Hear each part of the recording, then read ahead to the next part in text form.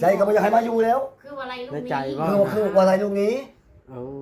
เนาะอยู่เฮือนเขาแล้วเนาะ คันสิว่าชูจะมาได้ชูมีก็ไม่ซักก็คือว่าอะไรลูกนี้เพราะว่าลูกมันเอาความสะดวกเอาสิ่งแวดล้อมมาเว้าได้เนาะนำในพื้นไผบ่มีอันนึงก็อยู่โดดเดียว อันสองก็เบิ่งลูกบ่ได้ บัดนี้เดี๋ยวนี้ได้ ว่า หลังจากชุมพอเว้าแบบนี้ถ้าว่าขึ้นไปอยู่พุ่นเด้อพังกันครับเด้อ โดย ถ้าว่าเขาตัดสินใจอยู่สองคนเมียเขาขึ้นอยู่พุ่นพวกเขานี่บ่ได้ขึ้นไปไหนเห็นบ่ใช่เหตุบ่ขึ้นแพงบ่ลูกแพงแต่ว่าใช่เหตุมาจากไสมาจาก FC แม่นบ่มือเว้ากันนั้นลูกมาบ่ บ่ได้มา บ่ได้มาเนาะ เลย FC เขาเปิดมาแต่พุ่นโลดถามกันตั้งหมดโลด โอ้มาเว้ากัน มี2คนเปิดมานี่ว่าเด็ดขาดบ้านพ่อแม่ขึ้นเหยียบนิ่งตอนตัวนี้ อ้าวเรื่องนี้บ่อยากให้คุยขึ้นมามันสิ บ่คุยแต่ว่าบ่สิลูกพัง โดย มีแต่ว่าถามเขา2คน โอ้ พ่อแม่บ่ยาก เอากันถาม2คนกันแล้วจังให้นางตุ๊กโทรบอกข่อยเด้อ เออ เพิ่นตัดสินใจแนวใด ให้ นะ เขาคุยกันก่อน แต่ความสะดวกนะ เพราะว่า ของเขา เป็นหยังข่อยสิได้โทรแจ้งเพิ่นนะถ้าพอ ว่าเพิ่นอยากซอยจอน้ำเนาะ แม่นเรื่องเพิ่นอยากช่วย เออ ผู้ชังก็มีผู้แพงก็มีคนเรื่องคน คน เนาะ ถูกต้องถูกต้องนะ โอ้ เรื่องนี้พอ อย่าลืมกดติดตามเพื่อเป็นกำลังใจให้ผมด้วยนะครับทุกคนขอบคุณมากๆครับปู่ดีอ้าวพี่น้องปู่มาบาทนี่พี่น้องสิได้ถามปู่เลยกับอันเนี่ยเพิ่นมาแล้วสิถามแบบว่าความคิดเห็นของปู่เพิ่นนะสิเฮ็ดจังใดเนาะถ้าเกิดว่าความคิดเห็นปู่กับย่าเพิ่นสิมีความคิดเห็นกับเรื่องนี้เนาะปู่เนาะสบายดีปู่ สบายดี ปู่น้องตุ๊กพี่น้องเอ้ยมีเรื่องอยากมาถามเดี๋ยวนี้นะเกี่ยวกับน้องตุ๊กน้อยหนึงเดี๋ยวนั่งจักหน่อยก่อนจะมาได้ใช่ปู่เอานั่งอยู่ไหนก็ได้เนาะครับแม่ Tại nhạc có ba cái đây đi. เฮ้ยลูก เฮ้ยพักผ่อนบ่เอานั่งนี่ละบ่ปู่ก็ได้มันเตี้ยงเยอะฮะปู่เอ้ยบ่ได้มีหยังมากมายดอกเพราะว่า FC เพิ่นให้มาถามน้องตุ๊กกับผัวนี่แล้วแต่ว่าข่อยเลยสิถามปู่กับย่าเลยดีกว่าให้เจ้าน่ะปรึกษากันเบิ่งนะเพราะว่ามี FC เพิ่นน่ะทักมาหาข่อยทางฝั่งไทยเพิ่นว่าให้บ่วัดน่ะเข้าไปถามเบิ่งนางตุ๊กกับผัวเด้อนะว่าข่อยสิซักเจาะน้ำให้เพิ่นสิขึ้นอยู่บ่อยู่พุ่นนะแล้วอยากให้ปู่ย่าแล้วก็ทางน้องไซแล้วก็รวบรวมกันเบิ่งแต่ถ้าเกิดว่าตัดสินใจนั่นใดก็แล้วแต่ได้บ่อันสมมุติว่าบ่ขึ้นก็เนาะแล้วแต่ก็บางทีเพิ่นสิช่วยเฮ็ดตู้เฮ็ดหยังแล้วเขาบ่ขึ้น นี่ใช่ อ่า พอคิดอยู่อย่าลูกเขาจะพิดก็พอ ๆ เรื่องขึ้นอยู่พุ่นนะพ่อแม่นี่บ่ให้เกี่ยวของมีแต่ความทำว่าความตัดสินใจของเขา เขาเอง เอา เขาขึ้นแล้วก็ขึ้นเรื่องพ่อแม่นี่ ปีได้ คันสิเว้าก็คือว่าได้วันหนึ่งเนาะใจก็บ่อยากให้มาอยู่แล้ว คือว่าอะไรลูก ใน นี้ ใจว่า คือว่าอะไรลูกนี้ เอา เขาอยู่เฮือนเขาแล้วเนาะ คันสิว่าชูจะมาได้ชูมีก็ไม่ซักก็คือว่าอะไรลูกนี้เพราะว่าลูกมันเอาความสะดวกเอาสิ่งแวดล้อมมาเว้าได้เนาะนำในพื้นไผบ่มีอันนึงก็อยู่โดดเดียว อันสองก็เบิ่งลูกบ่ได้ บัดนี้เดี๋ยวนี้ได้ ว่า หลังจากชุมพอเว้าแบบนี้ถ้าว่าขึ้นไปอยู่พุ่นเด้อพังกันครับเด้อ โดย ถ้าว่าเขาตัดสินใจอยู่สองคนเมียเขาขึ้นอยู่พุ่นพวกเขานี่บ่ได้ขึ้นไปไหนเห็นบ่ใช่เหตุบ่ขึ้นแพงบ่ลูกแพงแต่ว่าใช่เหตุมาจากไสมาจาก FC แม่นบ่มือเว้ากันนั้นลูกมาบ่ บ่ได้มา บ่ได้มาเนาะ เลย FC เขาเปิดมาแต่พุ่นโลดถามกันตั้งหมดโลด โอ้มาเว้ากัน มี2คนเปิดมานี่ว่าเด็ดขาดบ้านพ่อแม่ขึ้นเหยียบนิ่งตอนตัวนี้ อ้าวเรื่องนี้บ่อยากให้คุยขึ้นมามันสิ บ่คุยแต่ว่าสิลูกพัง โดย มีแต่ว่าถามเขา2คน เอา พ่อแม่บ่ยาก เอากันถาม2คนกันแล้วจังให้นางตุ๊กโทรบอกข่อยเด้อ ว่า เพิ่นตัดสินใจแนวใด ให้ นะ เขาคุยกันก่อน แต่ความสะดวกนะ เพราะว่า ของเขา เป็นหยังข่อยสิได้โทรแจ้งเพิ่นนะถ้าพอ ว่าเพิ่นอยากซอยจอน้ำเนาะ แม่นเรื่องเพิ่นอยากช่วย อ ผู้ชังก็มีผู้แพงก็มีคนเรื่องคน เนาะ เนาะ ถูกต้องถูกต้องนะ โอ้ เรื่องนี้พอก็จะว่าสุพังถึงแล้ว โดย ยกตัวอย่างว่ามึงอย่ามาเลยคือชูมีอะไรนี่ชาวบ้านจะบอกได้บ่นี่โอ้ลูกแท้ๆคือไรหนีนี่จังว่าความตัดสินใจแหละอยู่กับเขา คือลูก เรื่ เอ อง งเขาให้เขาเอาบ่ขึ้นกับเรื่องเขาบ่ให้ บ่ให้เก็หอยกับพ่อกับแม่ โอ้ยถึงพ่อแม่ว่าโอ้ย จิตใจนี่ย่อยคันว่าได้คือบ้านคนอื่นนี่พอบ่อยากให้มาหลายคนเลยอยู่นี่ ในความเว้าความจริงแท้ จะว่าญาติชาวบ้านแต่บ้านเมืองจะเว้า เว้าง่ายๆเหตุผลแล้วถ้าเกิดว่าน้องตุ๊กกุ้มตัวเองนะ เออ ความหมายเนาะแม่นบ่ แม่น บ่ตามพอคิดจะให้เว้า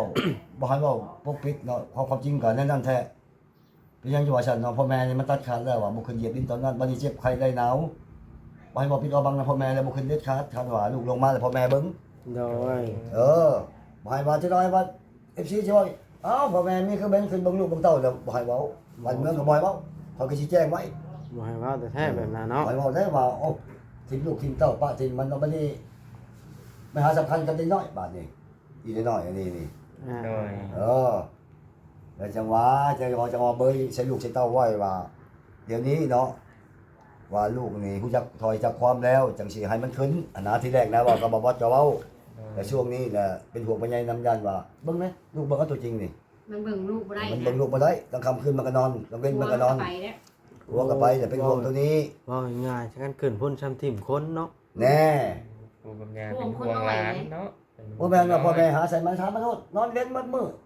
มีหยังกับพ่อแม่เฮ็ดมัดแล้วจะมันบ่คุ้มบางทีเอาหานี่อัดปากอัดตังมันเด้ อ่า เดี๋ยวนี้เรื่องกินเรื่องอยู่พอบ่เกี่ยวดอกมันอยากมันให้กินมันใหญ่เนี่ยเนาะท้องมันห้องเลย เฮาบ่ได้เฮ็ด แต่เป็นห่วงน้ำเด็กน้อยแล้วเดี๋ยวนี้ใดเห็นเว้านี่ อืม จิตใจก็โยมบ่อยากให้อยู่แล้วไอ้น้องปองไปหลายคนอยู่นี่แต่ว่าเป็นเมืองจะว่าโอ้ลูกก็ทิ่มแท้ๆเนาะลูกมาอยู่นำก็บ่ได้เพราะว่าอีกมันมีคนเว้าแม่นบ่ โดย แน่มันนี่บ่มีใจเรื่องที่ใด ผู้ที่บ่เข้าใจ มี เหตุ สิ ผ ว่า ล มันใจซ้ำมื้อนี้ ผู้ที่บ่เข้าใจเหตุผลเนาะแท้จริง บ่ ก็ แม่น เว้าความจริงก็อยู่นี่ก็หลายคนแล้วหั่นนะ อืม คันแยกไปอยู่ครอบครัวมันให้ดีแล้ว อ้าว ความหมายนะเนาะแต่ แต่ ว่า ว่าจะให้เป็นของลูกของเต้าเพิ่นเนาะที่ประเทศเพิ่นมอบหมายให้เพิ่นช่วยเหลือนั่นนี่ก็ให้เป็นของลูกของเต้ากับลูกเต้าได้ก็คือเก่าดีใจนะ โดย เจ้าคุมตัวเองเบิดให้ดีเนาะ แต่ว่าเขาสิขึ้น ดี เรื่อง ใจ บ่ขึ้น ล่ะ นี่ ถ้าเขาเบิ่งเขาได้ เขาอ่านเบิ่งเขาเลยนะ พังเจ้าเว้านี่แล้วแต่เขาสิตัดสินใจ เอ เรื่ อ องนี้เนาะ บ่ให้ เจ้า เจ้าของกับพ่อกับแม่ เจ้าให้คำตอบบ่ได้ ให้บ่ได้แน่เนาะ เขาขึ้นเรื่อง ขึ้ เขา นกับเก่าแล้ว เขาบ่ขึ้นก็จะเป็นแล้วพ่อแม่นี่ก็นี่แม่ชูก็พ่อก็บอกอีกได้ บ่เว้าแล้ว บ่เว้าได้ มันเสียความรู้สึก เอ ลูก อ เนาะ อันเมื่อพูดสิเว้าโอ้ลูกกีตานี่เก่งแท้ลูกมาอยู่นำก็ได้ ตู่พุกบูให้เขาก็เพื่ออยู่คนสบายของเขาเอง เออ นะแต่ว่ามันอยู่ใกล้แม่นี่ ถ้าวันนั้นพวกเขาบ่คิดดอกว่าจะปลูกตูกให้เขาก็ย้อนว่าสาเหตุแบบนี้แหละ อยู่ แต่ลูกบ่เข้าใจ ให้องกั มันหลายคน เวลาดีเลยไอ้น้องกันเอ้ยนั่นมันบ่เวลาให้กันมาเด้ฉัน แบบว่ามันหลายคน แน่ หลายใครก็ครอบ ไป ไป อะไรก็มี ครอบไปครอบมันชื่อนั่นชื่อนี่มากินมันสิบ่พอมันกินเนาะเว้าความจริงอันนั้นน่ะ บางเทื่อกับเขานั่นมาได้เนาะ มันมี เขา พอก็มีโอกาส เขา เว้า ก็มีนะ บอกอยู่กับแม่ว่าเขาจะบ่คิดอะไรแล้วน้องว่าบ่อยู่มันอยู่เพิ่นสิคิดว่าเฮานี่กดลงสิมีไว้บ่หรือว่าจังไดถ้าเขามาแล้วสิเว้าหมดเลยก่อนจะลูกบ่ถามพอยังสิเว้า เด็กกับเมื่อกั อ๋ น อ เลยบอกลูกดูวานนี่ตุ๊กเอ้ย ถามได้ คิดคักละบ่ ถามได้ว่านี่ คันว่าลูกสิขึ้นอยู่พุ่นน่ะคันเอาตัวเองได้ก็ขึ้นดูเอ้ยเงินชานถู จากที่เว้าตรงตามตรงข่อยเว้านี่ มันก็ว่าบ่ขึ้น ข่อยก็ว่าลาวสิบ่กุ้ม มันอ่านลงมาแล้ว มันน้อย เฮาบ่ขึ้นมันว่ะ อีกอย่างผัวบ่อยู่ผู้เดียวก็แง้มก็สิ โอ้ย มันสิห้องแง้ม บ่ได้ มันสิห้องหาไผ ครับเป็นสิลม มันสิบ่ได้กินข้าวพุ่นนี่ได้แม่เฮ็ดให้กินนี่ว่าอยู่บ่บ่ ก็ ข้าวให้นึงกิน แต่ก็บางทีมันได้มันยังน้อยมันก็เด็กน้อยมันอุ้มลูกก็บ่เป็นบ่แม่นดอกว่า แม่ก็บ่นิ่งมัน ติมันยังชัดสิบ่ติเพราะว่ามันยังน้อย หา ก็ ก็ คือว่าสิบ่คุมตัวเอง เอ เนาะ อเอาไปสิคุมตัวเอง เรา แต่ว่านั่นก็ขึ้นก็อยู่กับเรื่องเขาเนาะพ่อแม่ก็ดีใจนำเป็นได้ให้เขา ท่านว่าอยู่คือเก่าเนาะปกติกี่บ่แม่นเว้าเนาะก็นี่น่ะคันคืออยู่น้ำน้องไรมันอยู่รอดคนนั้นได้เฮ็ดเป็นสาวรักเฮ็ดให้กิน ใส่คนนั้นครึ่ง แม่นมันก็บ่อยากมาอยู่นำแม่อีกตะกี้หั่น อืม ถ้าพวกนั้นเนกไปแล้วมันอยู่บ่ได้เลยบัดนี้บ่เป็นแรงบ่เป็นง่ายบ่เป็นหยังเลยบัดนี้ถ้าลงมากินแล้วพ่อแม่พี่ ถามบ่ตุกบ่ ฮะ ถามมันได้ น้องตุ๊กว่าเพิ่นว่าสิล้มเบิ่งกับปู่กับย่ากับผัวเบิ่งก่อนแล้วสิโทรบอกนะฮะนี่นะ ใช่ๆนี่ อย่าเพิ่นแล้วจะให้ล้มกันหลังไว้แล้วจะโทรบอกไปก็ได้ เพราะว่ามันสิยากนะมาล้มกันออกพอ เพิ่นก็มีแล้วลำใหญ่เนาะสิมา YouTube นี่ก็คิดเบิ่ง ครั้งแรกนะครับตัดสินใจ เอ นะ อ บอกให้เว้าได้ว่าคันสิบ่ไปอยู่ก็เว้าว่าสิไปอยู่บัดเฮ็ดแล้วมาแล้วบ่ไปอยู่มันสิเสียค่อยผู้เฮ็ดให้ ถึงแล้ว ตัวนี้นะ ทุเรียนทางนี้นะฮะ ฮะทางนี้เป็นฮับคอย อ่าให้ไทยเขาก็อยู่เด้ แม่นคอยสิเป็นผู้เป็นข้อยนี่ตัวผู้ใหญ่เพิ่นนะมันสิเสียหน้าเสีย แบบว่าเสียคำเว้าแล้วผู้ใหญ่เว้ากัน ตัวมันเนาะ ต้องให้มั่นใจว่าสิอยู่ได้ มันพอ ว่า สิลงครับจะนอนก็มาเชียร์บอลบ่พอแล้วคือจะทำได คันว่าอันบ่อยู่คอยก็สิล้มกับเพิ่นว่า ให้เฮ็ดตู้ให้หยังซอยกันหั่นนะ แม่ แล้วแต่เพิ่นอันนี้ก็ได้ เนาะ ว่าสิเนาะถ้าว่าพ่อแม่ระดมเขาแล้วลูกครัวมันก็เว้ากันแล้วถ้าว่าบ่ได้มีหยังก็จะลงกันใหม่เนาะจะหาวิธีใหม่ แม่น บ่ขึ้นแล้วบ่ขึ้นแล้วก็มีแต่เว้าเรื่องตุกเรื่องฟังกันเพิ่นจะเบิ่งเพิ่นบ่เบิ่งก็บ่จักแนวเว้า แล้วแต่เพิ่น เอาบังคับให้บ่ได้เด้แม่นบ่จิตเพิ่นใจเพิ่น กับตีเนาะ บ่ตีเพิ่น ช่วยมากอะไรเพื่อนกำลังใหญ่ประเทศไทยเลย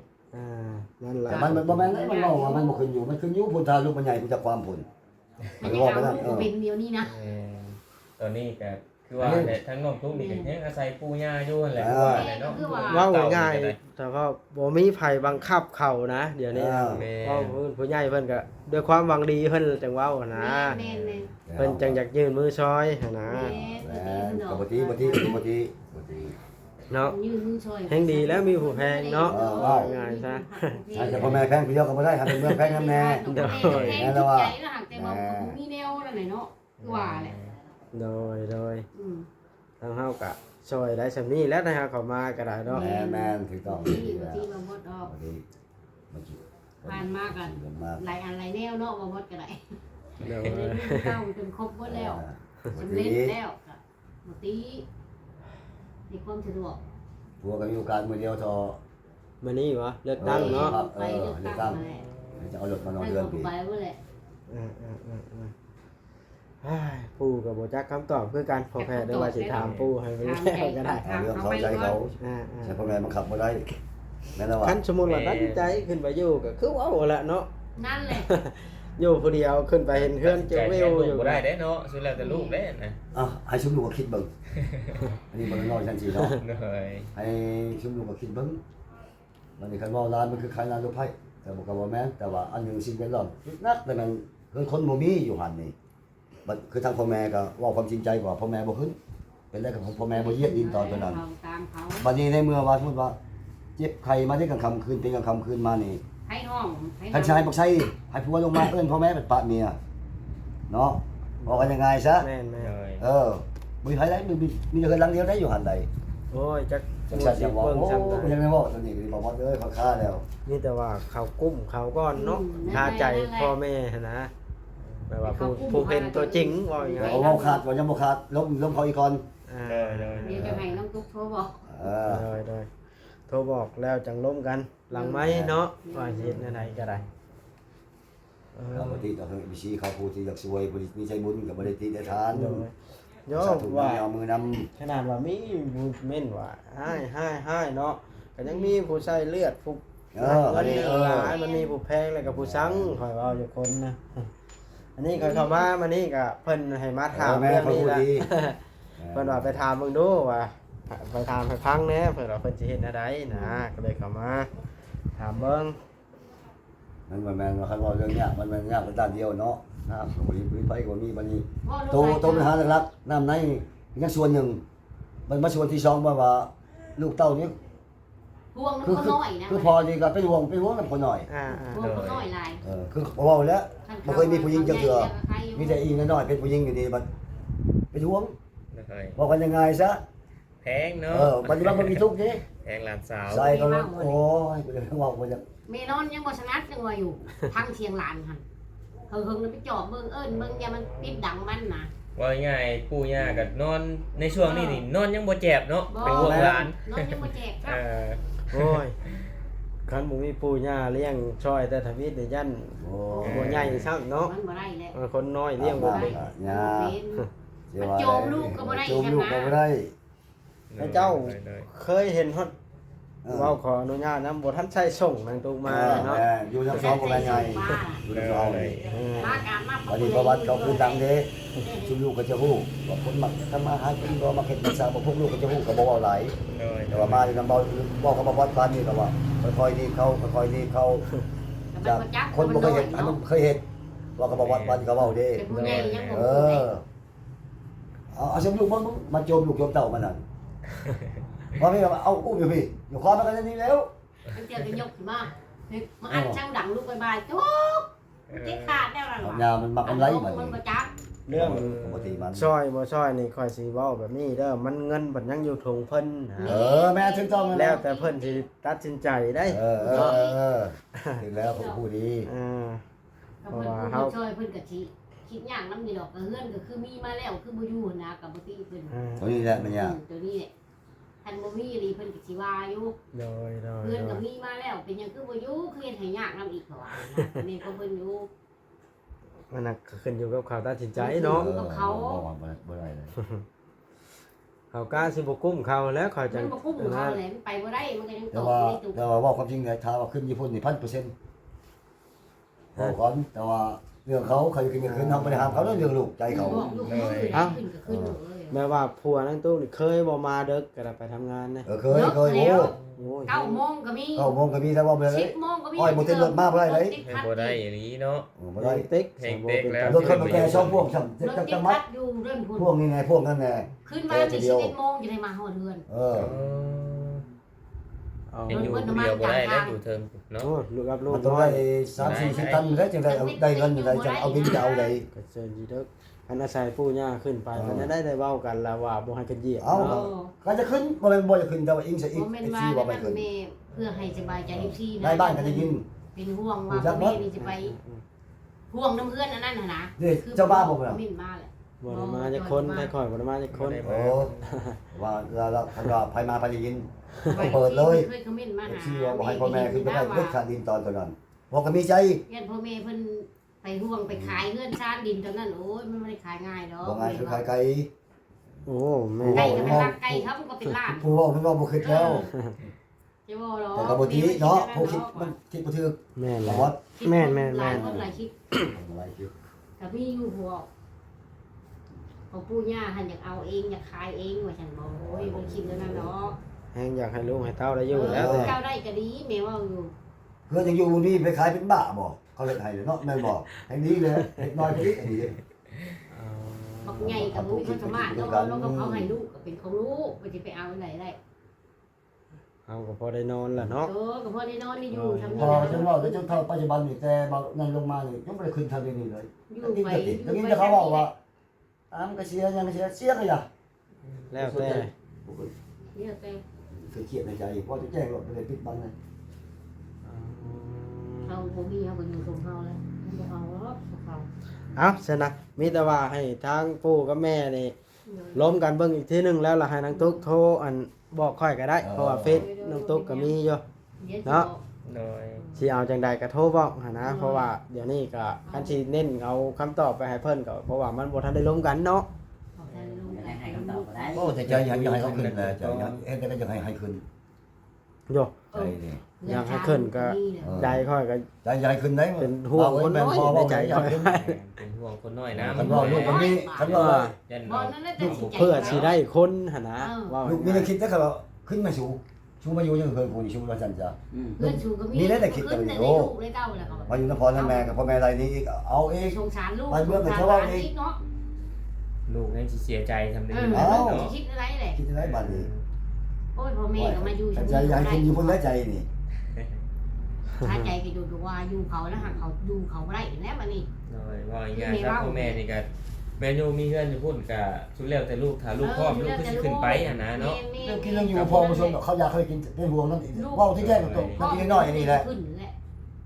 บอลเป็นห่วงดีนี่ เป็นห่วงหลาน อันเรื่องกินเรื่องอยู่เขาบ่ยาเข้าไปแล้วก็ยาเขาใหญ่เลยอีนี่น้อยอย่างนี้ จักอยากเนาะ มันบ่จักอย่างเนาะ โมจักผู้นี่นะ อยากกับบ่ว่า คนบริ ช สุท ด ธิ์ อยากบ่ว่ามา อัน ให้ นี้ใช่ไหมอันนี้ คนบริสุทธิ์คือบ่บดหรอก แม่เป็นบริ กิ สุ น ทธิ์ อยู่ก็ไม่ได้คลำลูกคลำเต้าอีกนี่ญาติอีนี่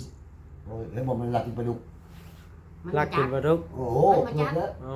แม่เพิ่นว่าบัวไปชาปลามามื้อนั้นเพิ่นพักไปว่า แม่มันกำกับเรื่องกินเรื่องอยู่ แม่ว่าตุ๊กเอ้ยคันตัวอยากกินปลาคอนี่เด้อแม่บอกน่ะ แล้วเพิ่นปิ้งปลาดุกทื่น โอ้ เอง เออ มันแม่มามันเอา เฮ้ย ลูกปลาลูกมันไปให้ลูกว่าลูกตัวใหญ่นี่มันไปบ่เฮาแกงกินแล้วว่า ใครแน่แต่บ่เป็นหยังเนาะ มันโอ้ปลาดุกมันในสำคัญดีเลย คือว่าแหละว่างั้นน่ะให้แม่ให้ต้มหวานกินนี่เลยนะ โอ้ ผักกระยานเลยเนาะผมเชื่อปานใดว่า ใจ เฮาบ้านกินพิษนี่บ่ยาก บ้าน สิ แกกินพิษนี่นะตุ่ม เอามา แล้ จาก ว บ้านโคกเอามาทำเป็นชาวตวน บ่เห็นยังไง โอ้ยทำประกันของเราโอ้ย เอายังให้กินกระตุกบริการบ่ เออลูกโป้ให้โลดเรื่องกินพิษนี่ บริการบ่ดอกก็กินจ้ะเป็นบ่ต่างมาให้กิน อ่ะไปพ่อแพทย์เฮาก็ได้มีแต่ว่าแนวนั้นล่ะท่านพ่ออยู่ดีมีแฮงสบายดีลมเบิ่งกันเด้อเนี่ยได้ก็ได้อ่า พี่น้องเนาะพญาเพิ่นก็เรียกแต่ลูกแต่เต้าแม่ แล้วแต่ลูกเต้าบังคับให้บ่ได้อ้าว เปลี่ยนที่ได้บางจุด เพิ่นลูกหัวเรากับคำกับมืดบางทีก็ได้เนาะเรียกงานกับมีมือคำมือกินเว้นพี่น้องเนาะ เดี๋ยวกินมือจะก็ เว้นเสมอไปดอก ไปเฮาก็ได้ครับก่อนเด้อบาดนี้น้องทุกเด้อคุยกันตัดสินใจคักๆก่อนสิเฮ็ดหยังก็ได้เพราะว่าคันได้ตัดสินใจแล้วมันบ่อยากให้พลาดนะ แม่ เนาะ อยากขายหน้ากล้องก็ตี ว่าจ้อยให้ค่อย ว้าว ให้ อยากขายหน้ากล้อง บ่เห็นกันนะบ่ดอยอลี ครับก็เด้อน้องชายเด้อบัดนี้เด้อโดยสบายดีร่วมกันเบิ่งเด้อกับเมีย ใส่ไปเดือดก้างมื้อนี้ โดยพี่น้องเอ้ย เหตุการณ์เอ้าบ่ได้ท่าไผเนาะเฮาลีเนาะ ถ่าแล้วเด้ยมื้อละบ่ได้อัพคลิปเนาะโอเคพี่น้องเอ้ยบาทเลยได้ แกงแค่ตัวแล้ว มาแม่น เพราะว่า ฮะ คือฮ้อนแดดเนี่ย ขนาดบ่แดดก็ได้ ขนาดบ่แดดก็ได้ ยามร้อนใช่ไหม ยามฮ้อนใช่ไหมเนาะ เด้วางน้องตุ๊กสิปลุกเฮือนพอลูกแพทย์ สิใช้ นี่เด้วางน้องบ่จอยยืนนี่ พูดบ่ได้หรอกพลานเนาะ เพิ่นตั้งเอาบาทให้จบคลิปก่อนพี่น้องเอ้ย